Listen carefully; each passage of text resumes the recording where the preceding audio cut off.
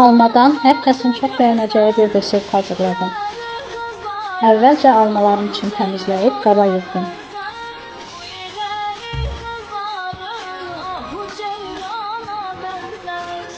Sonra badam, qız və kişmişin üzərinə şəkər tozu və darçın əlavə edib qarışdırdım.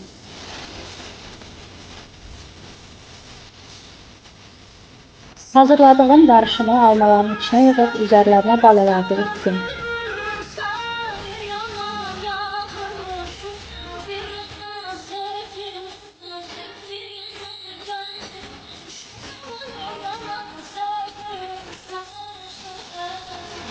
Önceden 250 derece kızdırılmış sobada 40-45 dakika pişirdim. Pişdikdən sonra üzerine şeker pudrası əlavə edib servis etdim. Hem dadı, hem qoxusu möhtəşəm oldu. Hazırlayacaq olan hər kəsə öncədən nuş olsun.